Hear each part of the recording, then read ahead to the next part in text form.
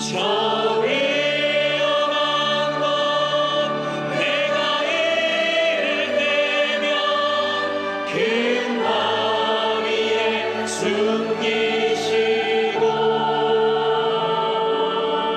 주 손으로 아프시네. 고단한 인생길 힘겨운 오늘도 예수 내 마음 아시네. 지나간 아픔도 마주할 세상도 예수 내 마음 아시네. 고단한 인생길 고단한 인생길 힘겨운 오늘도 예수 내 마음 아시네. 지나간 아픔도 마주할 세상도 예수 내 마음 아시네. 믿음의 눈 들어 주를 보리. 이 또한 지나가리라.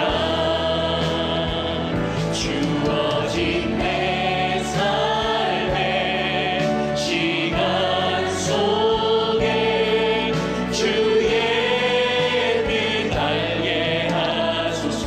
하루를 살아도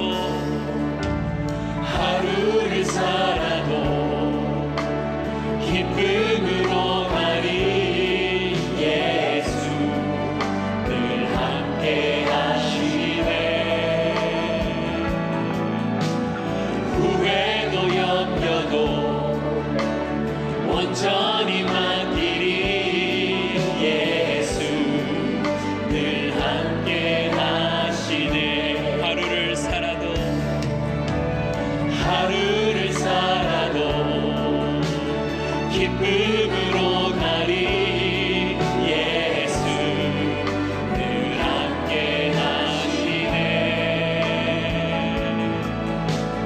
후회도 염려도 온전히 맡기리. 예수 늘 함께 하시네. 믿음의 눈 들어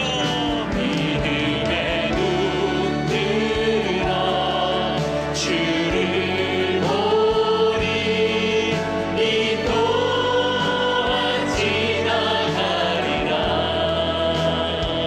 주어진 내 삶의 시간 속에 주의 뜻 알게. 믿음의 눈 들어 주를 바라봅니다. 눈 들어 주를 보리. 이 또한 지나가리라. 주어진 내 삶의 시간 속에 주의 빛 알게 하소서. 믿음의 눈 들어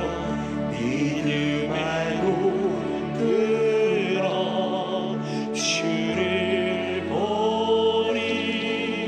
이 또한 지나가리라. 주어진 내 삶의 시간 속에 주의 뜻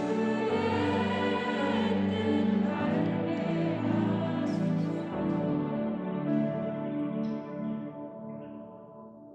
자, 이 추수감사주일 전주일에 제가 이 본문을 가지고 한번 설교를 했습니다.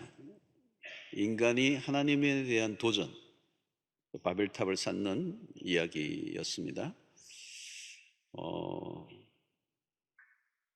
1절부터 4절까지가 인간이 하나님에 대한 도전, 또 저항, 배반이라고 얘기한다면 5절부터 오늘 9절까지는 그것에 대한 하나님의 반응입니다. 하나님의 역공이라고 볼 수 있어요. 사실 바벨탑 이 사건은 창세기 3장의 아담의 범죄의 연속선상에 있습니다. 아담의 범죄와 똑같아요. 하나님과 같이 되려고 선악을 알게 하는 나무의 열매를 따먹은 사건과 거의 흡사한 사건이 반복되고 있습니다. 자, 우리가 4절을 한번 보면요. 또 말하되 자 성읍과 탑을 건설하여 그 탑 꼭대기를 하늘에 닿게 하여 우리 이름을 내고 온 지면에 흩어짐을 면하자 하였더니, 그릇된 인간의 욕망이 잘 표출되고 있습니다. 하늘까지 닿게 하자, 또 우리의 이름을 내자. 이게 창세기에 계속되고 있는 인간의 반복되는 죄입니다. 그리고 오늘 우리에게도 숨어 있습니다. 자, 오늘 5절을 보면 하나님이 이제 어떻게 반응하십니까? 여호와께서 사람들이 건설하는 그 성읍과 탑을 보려고 내려오셨더라. 여기 하나님이 내려오셨다라는 표현은 하나님을 인간화시킨 하나의 우리가 이해하도록 그렇게 표현한 것입니다. 내려오셨다는 말은 현장 감독하러 오셨다가 아니고 내려오셔야 확인이 가능한 분이 아니죠. 내려오시지 않아도 다 실고 계시는 분입니다. 이 내려오셨다는 이 표현은 인간이 이루어 놓은 것이 얼마나 하찮은 것인가, 하늘까지 닿게 하려고 노력을 했지만 닿을 수 없는 것이죠. 그게 불가능한 것입니다. 하나님이 내려오셨다라고 하는 그 표현은 그 인간의 그 모든 몸부림 노력이 아무것도 아니다라고 하는 것을 이제 간접적으로 표현한 것입니다. 자, 하나님이 내려오셨다는 이 말은 이미 내려오시기 전에도 인간의 반역을 다 알고 그들의 모의를 다 알고 계셨다는 겁니다. 자, 이 탑과 이 성읍은 신할 땅, 이 신할 땅은 니므롯과 연결되는데, 이 니므롯은 10장에 나오죠. 용사들, 함의 손자들입니다. 그러니까 노아 홍수의 이후에 하나님의 심판을 통하여 노아 홍수 이후에 죄로 인하여 인류가 다 심판을 받은 그 직후에 이 노아의 아들을 통하여 다시 죄가 잉태되고 발전되는 모습, 이게 도시 문화입니다. 용사들이라는 말은 힘이 세다는 것이죠. 그래서 도시라고 하는 것은 힘이 센 사람들이 만들어낸 세상이라고 표현할 수가 있습니다. 자, 이 함의 죄가 홍수 이후에도 계속 연결되어 있습니다. 자, 오늘 여기에서 이 모든 것은 우연이 아니다라는 것을 이 성경이 지금 전체적으로 우리에게 알려주고 있습니다. 자, 하나님이 내려오셨다는 이 표현에서 인간은 하늘까지 닿을 수 없다는 것을 이야기하고 있습니다. 그리고 하나님은 땅에서 일어나고 있는 일들에 대해서 너무도 다 알고 계신다는 거예요. 오늘 우리에게 일어나는 어떤 인간의 업무 또 어떤 계략도 하나님의 시선 바깥에서 일어날 수 있는 일은 하나도 없다. 모든 인간의 계략과 숨은 의도까지도 하나님은 다 알고 계십니다. 하나님과 동떨어져 돌아가는 인간의 역사는 하나도 없어요. 오늘 인류의 모든 역사에 돌아가고 있는 것들에 대해서, 아니 개인사까지도 하나님은 내밀하게 다 알고 계십니다. 특별히 인간의 불순한 의도, 모사, 그것에 대해서 하나님은 구체적으로 행동하시는 하나님이시다. 알고 계실 뿐만 아니라 그 알고 있는 것에 대해서 판단하시고 행동하시는 하나님. 내려오신 목적은 분명합니다. 인간의 교만을 꺾으시기 위해서.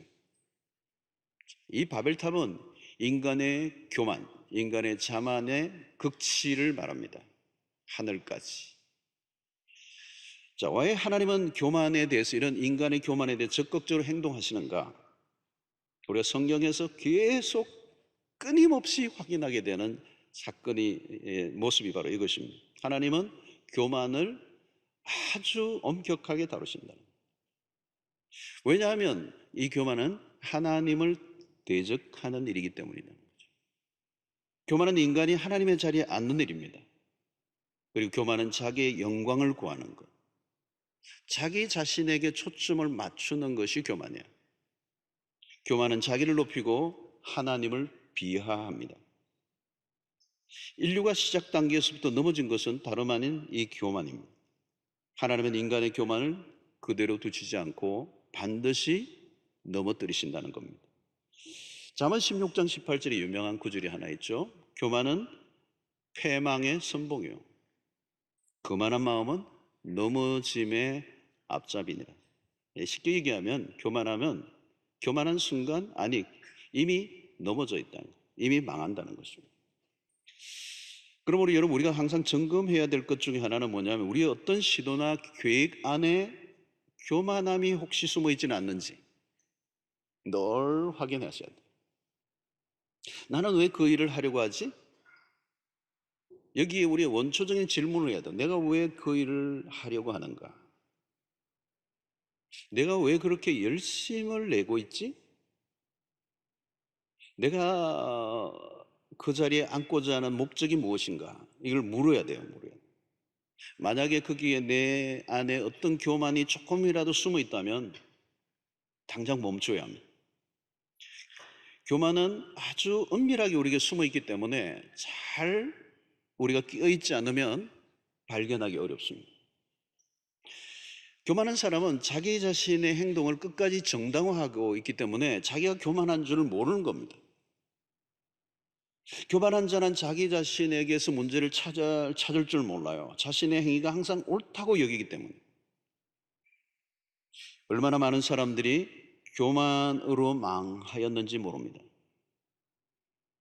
왜 여러분 이 바벨탑이 무너졌습니까? 교만이에요, 교만. 여러분, 인간의 실력이 없어서 무능해서 무엇인가 부족해서 무너진 것이 아닙니다. 역사 속의 거대한 제국들도 마찬가지입니다. 왜 무너졌을까요? 힘이 없어서가 아니에요. 힘이 넘쳐서. 인간이 높아지면 하나님이 그 코를 납작하게 만드신다는 거예요. 여러분, 내가 너무 높아지면 다른 사람이 잘 안 보이거든요. 그 위험한 것입니다.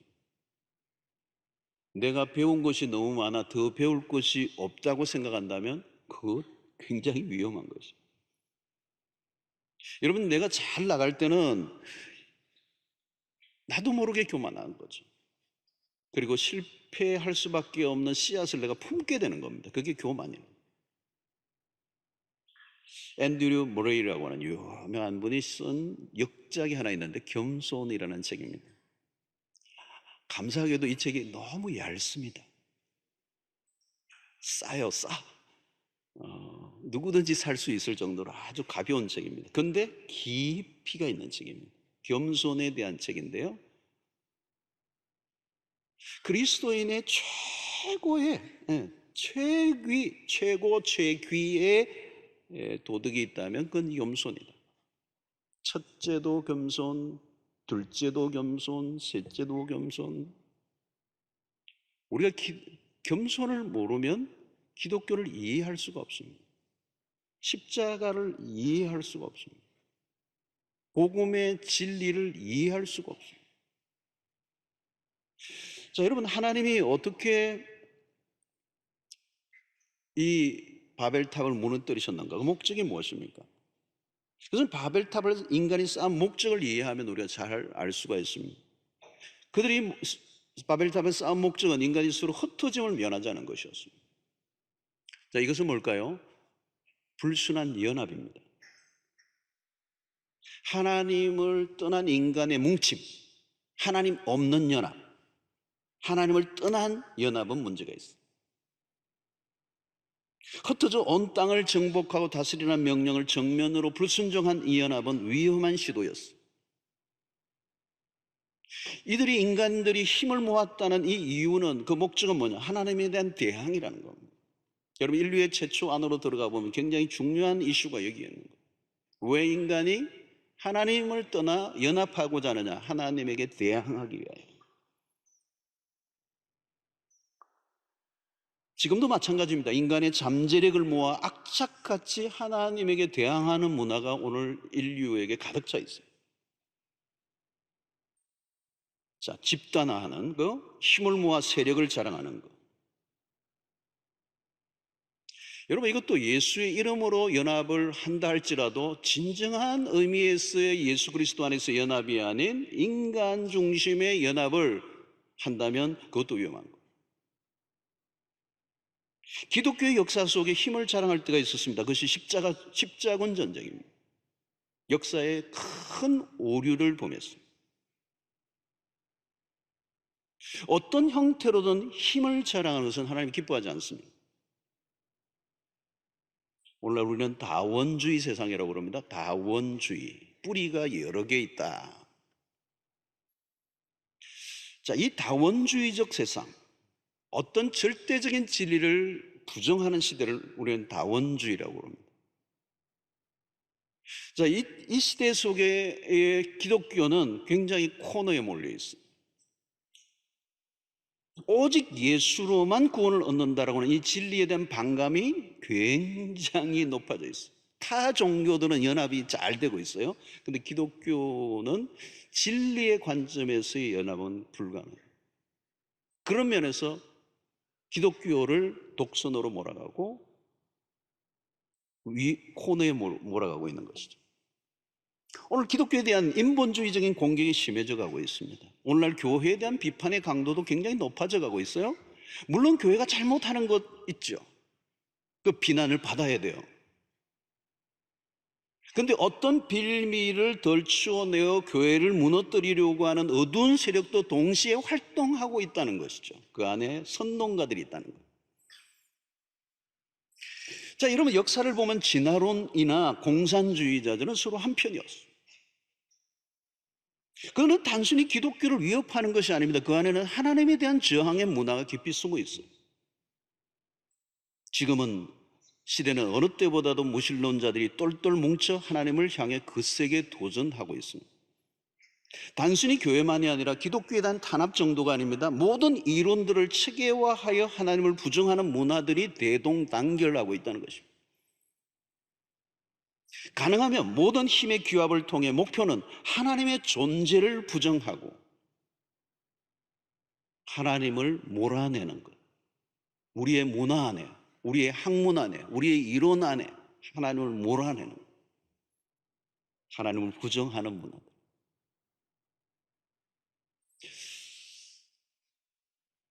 가만히 보십시오. 하나님에 빠진 인간의 연대 연합은 하나님과 첨예한 대척점이 있다는 것.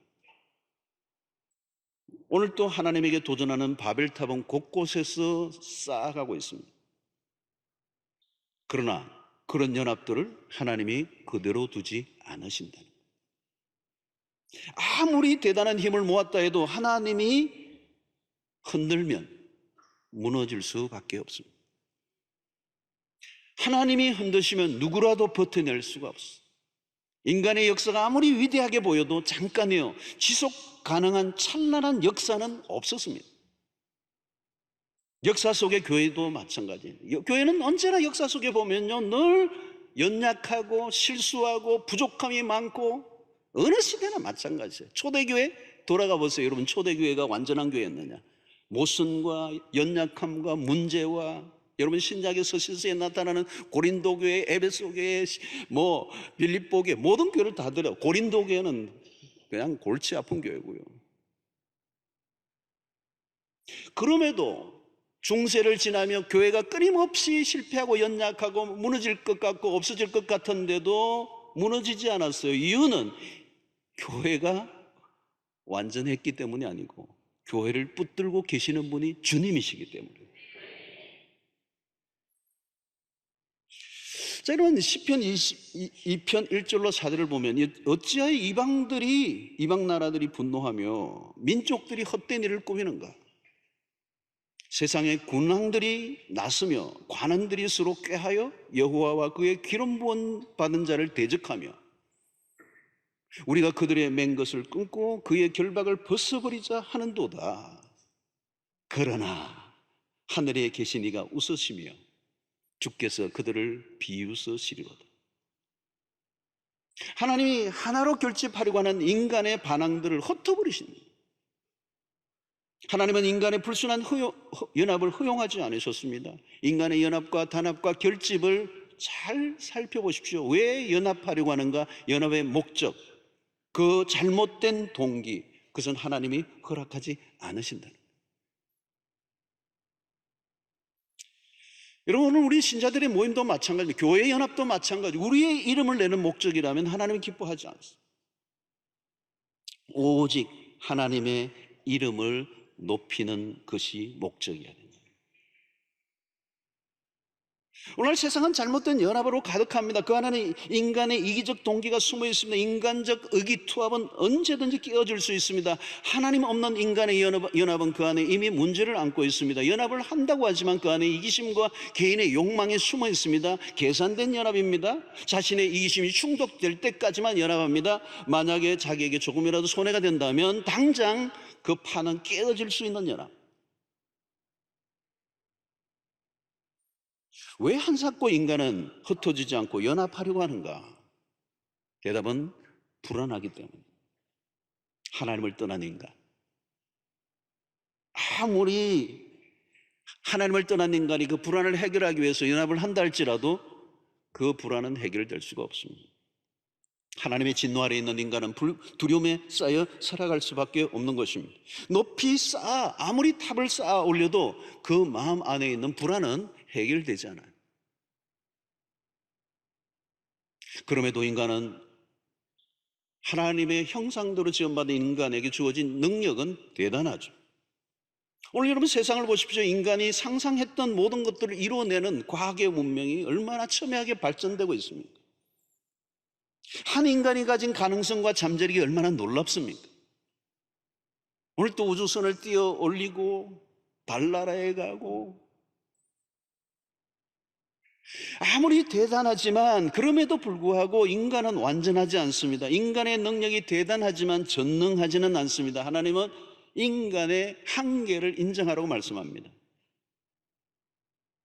하늘까지 닿고자 했지만 하늘 근처도 못 갑니다. 오늘날 세계 각 나라들이 높은 초고층 빌딩을 지어 올리는 경쟁을 합니다. 이것은 높아지고자 하는 인간의 본능을 잘 표현하고 있는 겁니다. 마천루라는 말이 뭘까요? 여러분, 마천루가 하늘에 닿는 집이라는 뜻이잖아요. 세계 최고의 빌딩이 아랍에미리트의 부르즈 할리파 163층 828m. 저는 직접 보진 않았습니다. 근데 아찔하죠. 사진을 보면 아찔해. 직접 보신 분들이 많이 계실 거예요. 중동의 자랑이고 자존심이겠죠. 사우디아라비아가 지금 더 높은 걸 지금 짓는다고 그래요. 1km. 이게 아랍에미리트 828m인데 1km를 높이 올리고.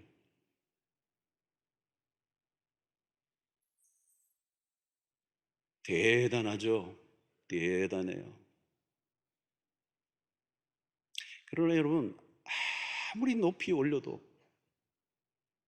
비행기 타고 위에서 아래 보면요, 100층이나 50층이나 200층이나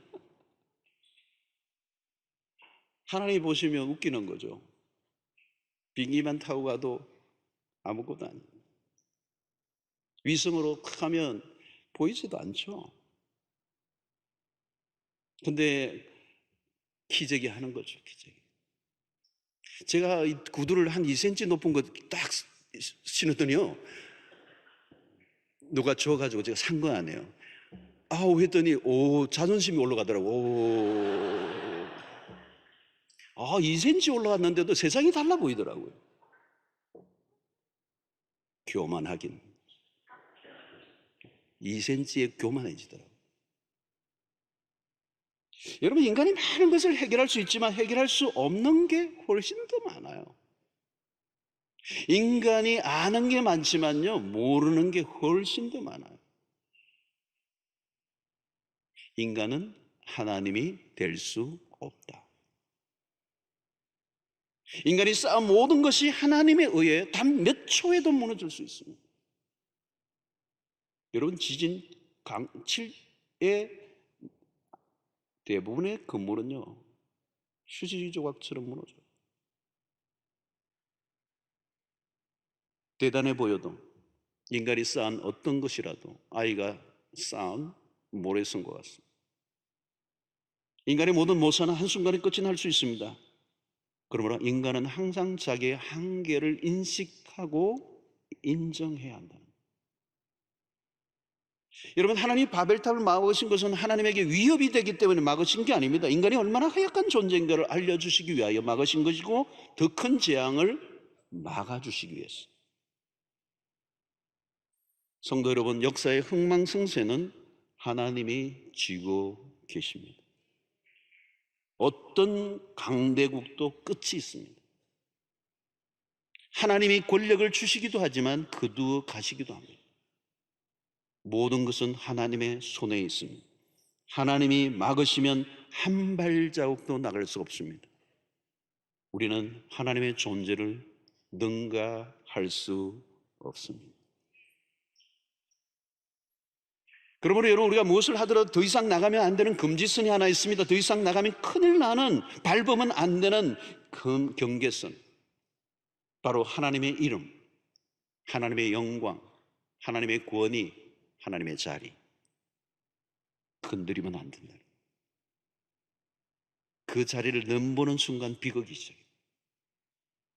하나님이 용납하지 않는, 하나님의 아무리 지식이 뛰어나고 과학이 발달하고 문명이 고도화되어도 하나님을 무시하면 끝입니다. 어떤 경우에도 자아도취에 빠져서는 안 됩니다. 장담을 하고 콘서를 치고 자신감이 넘칠 때가 얼마나 위험한 순간인지 알 수가 없습니다.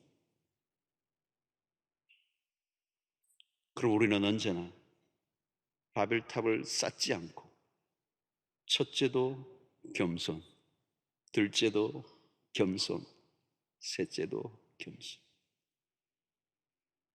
전능하신 분은 하나님이십니다. 우리는 능력이 있어도 전능하지는 않아요. 마이티 할 수는 있지만 올마이티는 않아요. 엘샤다이의 하나님은 하나님 한 분밖에 없음을 믿고, 우리는 우리를 구원해낼 수가 없어요. 하나님만이 우리에게 구원을 베푸시는 전능자이심을 믿습니다. 자, 여러분, 하나님이 인간의 역사를 어떻게 무너뜨리셨습니까? 오늘 4절을 보면 이래요. 인간의 언원이죠. 또 말하되, 자, 성읍과 탑을 건설하여 그 탑 꼭대기를 하늘에 닿게 우리 이름을 내고 온 지면에 흩어짐을 면하자 하였더니, 자, 여기에 대한 하나님의 반응이에요. 7절이에요. 자, 우리가 내려갔어. 복수를 썼습니다. 3일째 내려가서 거기서 그들의 언어를 혼잡하게 하여 그들이 서로 알아듣지 못하게 하자 하시고. 아주 재미있는 대조죠. 인간의 행위에 대한 하나님의 행동, 대응을 대조적으로 4절과 7절이 말씀하고 있습니다. 자, 하나님의 인간의 언어를 혼잡하게 하시다는 게 1절을 뭐라고 해놨습니까? 온 땅에 언어가 하나요, 말이 하나였더라. 바벨탑 사건만 없었으면 우리가 영어 공부한다고 고생 안 해도 됐다는 거예요. 쉽게 얘기하면 독일어니 영어니 불어니 할 필요가 없이 다 통할 뻔했는데, 인류는 하나의 언어를 시작했습니다. 그런데 인간은 그 언어를 악용했습니다. 그래서 하나님은 탑을 허물어뜨리기보다 언어를 혼잡하게 하심으로 그들의 도모를 멈추게 하셨어요. 하나님의 심판은 언어의 혼잡. 자, 이 언어의 혼잡은 다르게 말하면 소통이 되지 않는 불통이 되어버렸습니다. 갑자기 대혼선이 빚어진 거죠. 벽돌을 달라고 그러는데 왜 뭐 다른 걸 갖다 주고, 2개를 갖다 드리려고 하니까 하나만 주고, 이게 얘기가 안 되는 거예요. 이 바벨론은 혼란하다, 혼동하다에 유리한 혼란입니다. 온 땅으로 흩어지지 않으려고 탑을 세웠지만 하나님은 그들을 흩으셨습니다. 혼란은 하나님의 심판이에요. 하나님이 인간에게 언어를 주셨습니다. 하나님이 인간에게 자유를 주셨고 말을 주셨어요. 말은 그냥 말이 아닙니다. 이 언어 안에 문화와 역사와 사상이 들어있죠. 어떤 언어를 사용하느냐에 따라 전혀 다른 사고방식과 세계관을 오늘날 가지고 있습니다. 말을 하는데 서로 통하지 않으면 그 말은 말이 아니죠. 소음이죠. 내가 하고 싶은 말만 하면요, 소음이고요. 내 말만 옳다고 주장하면 그건 폭력이에요. 말이 통하지 않으면 오해가 생깁니다. 오해가 깊어지면 갈등이 되죠. 갈등이 깊어지면 분쟁, 전쟁이 일어납니다. 어제의 친구가 적이 될 수 있어요. 그런 일이 오늘 또 끊임없이 일어납니다. 끊임없는 오해, 끊임없는 갈등, 끊임없는 분열, 끊임없는 다툼, 끊임없는 전쟁이 어디에서부터 시작된 거예요? 바로 오늘 인류가 바벨탑 사건을 통하여 하나님이 저항하려고 하는 그들을 향하여 하나님이 언어를 혼잡하게 하셨다. 여러분, 일을 하다가 일을 하지 않고 싸워요. 일하는 게 힘든 게 아니에요. 말이 안 통해서 힘들어. 말이 안 통하면 같이 못 살잖아요. 심각한 것은 소통의 부재입니다. 오늘 이거는 부모와 자녀와의 관계에서도 일어나고요. 같은 공간에 살아도 다른 세상을 사는 이 불행한 시대. 인간이 아무리 연합을 하려고 해도 하나님 없는 연합은 혼란으로 끝이 나고 맙니다. 하나님의 심판이에요. 왜 싸우고 헤어집니까? 말이 안 통하니까. 우리는 지금 혼란한 시대 속에 살고 있습니다. 세상이 전쟁통인 이유가 여기에 있습니다. 불순한 인간의 연합은 도리어 혼란을 가중할 뿐이라는 겁니다. 어딜 가나 우리가 확인하는 것은 무질서고 분열이고 갈등고 대립이고 평화가 없는 것입니다. 이건 하나님의 심판이에요, 여러분. 아무리 우리가 하나가 되려고 노력을 해도 끊임없는 분열과 다툼과 대립과 정쟁이 끝이 없는 이 시대, 이 언어를 혼잡하게 하심으로 이게 바벨이란 말이죠. 혼란의 비극. 자, 이것에 대한 하나님의 회복의 역사가 기가 막히게 일어난 일이 바로 사도행전 2장에 일어나죠. 사도행전 2장 3절로 4절에 보니까 마치 불의 혀처럼 갈라지는 것들이 그들에게 보여 각 사람 위에 하나씩 임하여 있더니 그들이 다 성령의 충만함을 받고 성령이 말하게 하심을 따라 다른 언어들로 말하기를 시작하니라. 2장 11절 그레데인과 아라비아인들이라 우리가 다 우리의 각 언어로 하나님의 큰일을 말함을 듣는도다. 각자 난 곳, 태어난 곳에 방언 나라의 말을 하는데 다 알아듣는 역사가 일어났어요. 인류의 바벨탑 사건을 통하여 언어가 혼잡되어 분열이 일어났던 소통이 일어나지 않는 시대에 새로운 회복의 역사가 일어났어요. 각자의 나라의 언어를 사용함에도 불구하고 모두가 그것을 알아듣고 화합되고 하나가 되고 화해가 일어나고 한 몸이 이루어지는 새로운 뉴 소사이어티, 새로운 공동체의 역사가 일어났어요. 바벨탑의 저주와 심판이 끝이 나고 성령이 임하심으로 새롭게 하나 되게 하시는 성령의 역사가 이 사도행전에 일어났다는 거예요. 성령이 언어의 장벽을 뛰어넘게 하고 민족의 편견을 뛰어넘게 하고, 이것은 인간에 의한 연합이 아니라 하나님에 의한 연합, 우리가 꿈꾸는 참된 연합입니다. 우리가 아무리 주먹을 쥐고 다짐을 하고 띠를 띠고 뭐를 해도 안 되는 거예요. 하나를 만드는 것은 조직으로 되는 것도 아니고 세상적인 어떤 힘과 기획으로 되는 게 아니에요. 성령이 임하셔야 되는 줄로 믿습니다. 여러분, 우리 가정도 마찬가지예요. 여러분, 나누어지고 깨어지면요, 오해감은 생기면요 못 풀어요. 우리는 성령만 하실 수가 있어요. 오순절 사건을 통하여 놀라운 일이 일어났습니다. 언어의 혼란이 사라져버렸습니다. 언어는 그대로 있는데 소통이 일어난 거예요. 중요한 것은 언어가 아닙니다. 하나의 언어를 주신 게 아니에요. 성령의 능력으로 모두가 복음을 알아듣고 반응하게 하셨습니다.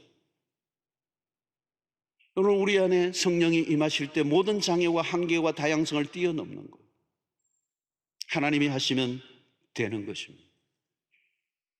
성령의 바람이 불면 나누어졌던 마음이 하나가 될 수가 있습니다. 여러분, 우리의 사회 안에, 우리의 공동체 안에, 우리의 모든 모임들 안에 어떤 이슈가 하나 생겨서 회의를 한번 해보세요. 해결이 되는가? 우리 목사님들도 노회라는 모임이 있어요. 노회의 모임이 있는데 노회에 한 번씩 제가 가보면요, 회의를 하는데요, 어떤 문제를 가지고 한 분이 탁 목사님이 의장해서 나와서 얘기를 하는데요, 와, 목사님이니까 말씀을 잘하겠지만, 와, 아멘, 맞아요. 근데요, 그 말이 완전히 맞다고 받아들였는데 또 한 분이 의장하고 나와요. 근데 그분 얘기 들으니까 그분 말도 또 맞아. 이게 이제 헷갈리기 시작하는 거예요. 근데 그걸로 끝나면 좋겠는데 또 한 번 더 나오는데 그분 말도 맞아. 그래서 여러분, 회의를 오래 하면 회의가 된다는 얘기가 그 말이에요. 어떤 이슈도 하나로 만들기가 어려워요. 한 배에서 태어난 형제도 이견이 생겨요. 제가 쌍둥이에게 최근에도 물어봤어요. 싸운대요. 한 배에서 나오고 똑같이 일란성 상둥이고 똑같이 옷을 입고 똑같이 생기고 똑같이 먹고 생활하고 공부하고 했는데 이견이 생겨요. 달라요. 하나 되기 어려워요. 다시 들어갔다 100번 나와도 안 돼요.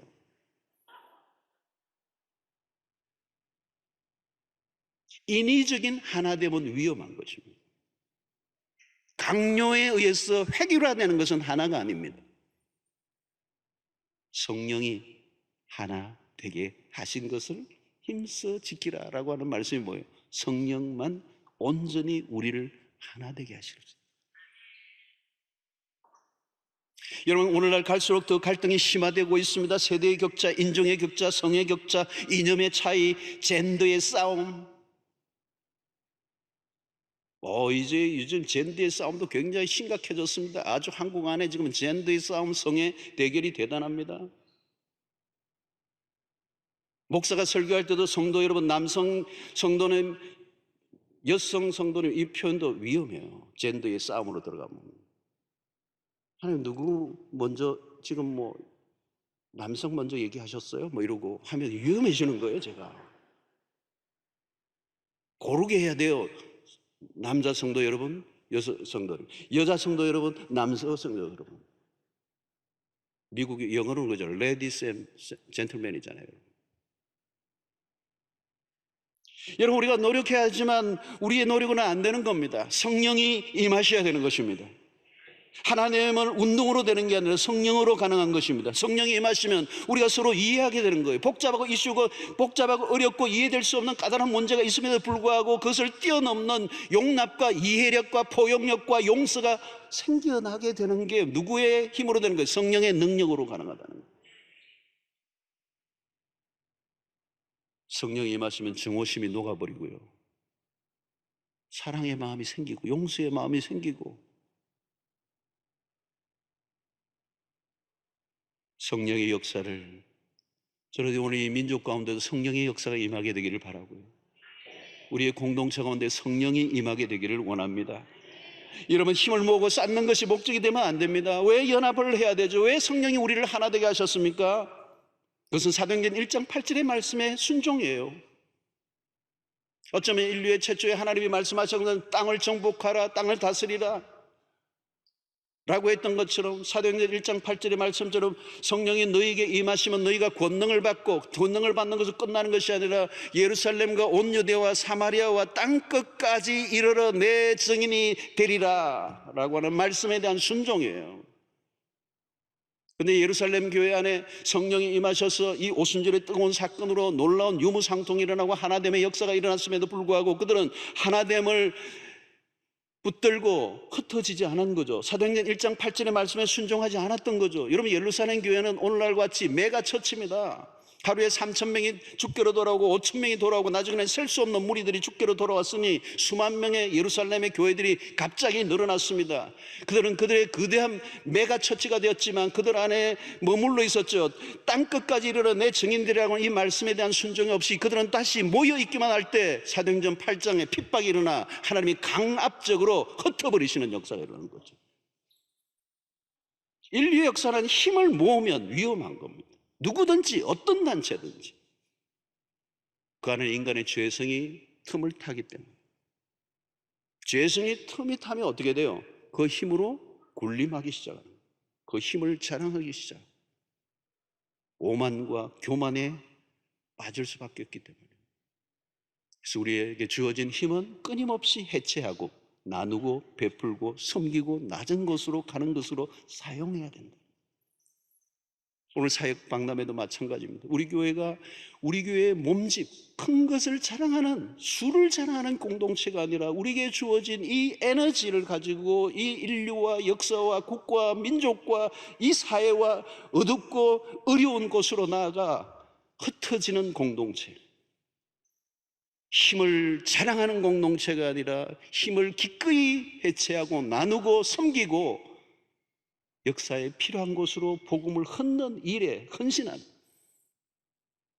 그 일을 하자고 오늘 사역 엑스포를 하는 겁니다.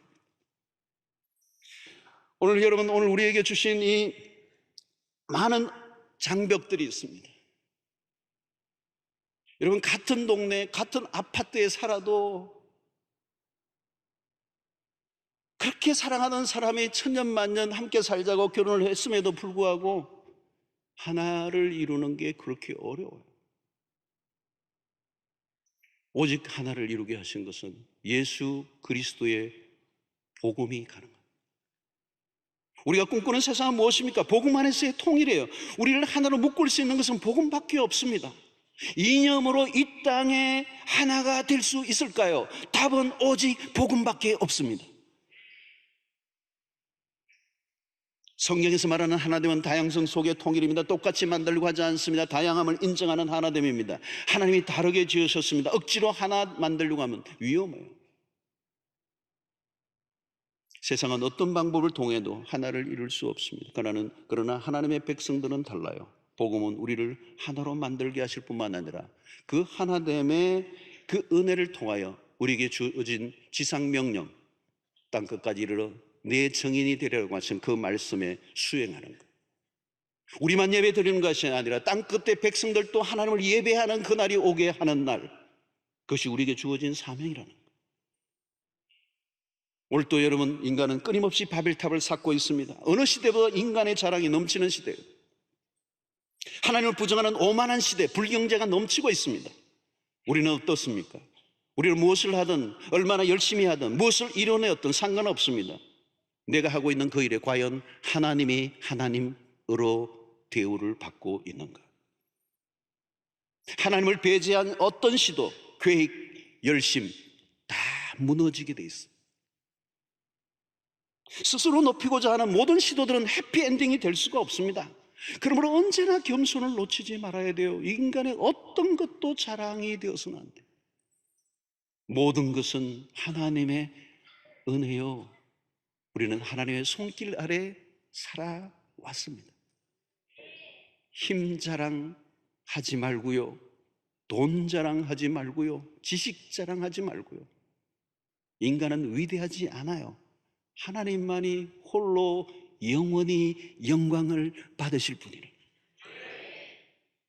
겉으로 보면 세상이 화려하고 세상의 권력이 무궁한 것처럼 보입니다. 과학 문명의 위용에 감탄할 수 있습니다. 그러나 역사를 보면 항상 반전이 일어나요. 겉으로는 하나님이 보이지 않죠. 여러분, 예수님이 오셨던 그 시대도 마찬가지입니다. 베들레헴에 태어났던 아기 예수에게 누구도 관심을 기울이지 않았죠. 오히려 요람에 누워있던 아기보다 헤롯의 권세가 훨씬 더 크게 보였습니다. 로마의 영광은 꺼지지 않을 것처럼 보였습니다. 그러나 착각이에요. 아무리 대단한 일들이 벌어지고 있다 할지라도 거기에 하나님이 빠져 있다면 감탄할 게 하나도 없어. 하나님을 무시하고 반역하는 세상에 대한 하나님의 역공이 얼마나 무시무시한 결과를 가져왔는가를 오늘 우리에게 보여줍니다. 하나님의 나라는 전복적이에요. 반전이 일어납니다. 인간의 교만을 꺾으시고 인간의 자랑을 한순간에 물거품으로 만드실 수 있는 하나님, 오직 하나님만이 높임을 받으시게 하는 것이 우리의 삶의 이유요 목적이 되어야 될 줄로 믿습니다. 하나님만이 전능하십니다. 모든 것은 하나님의 권세 아래에 있습니다. 만물은 하나님 앞에 무릎을 꿇고 그분만을 경배해야 될 줄로 믿습니다. 시편 33편 10절로 20절의 말씀을 한번 같이 읽어보십시다. 여호와께서 나라들의 계획을 폐하시며 민족들의 사상을 무효하게 하시도다. 여호와의 계획은 영원히 서고 그의 생각은 대대에 이르리로다. 여호와를 자기 하나님으로 삼은 나라 곧 하나님의 기업으로 선택된 백성은 복이 있도다. 아멘.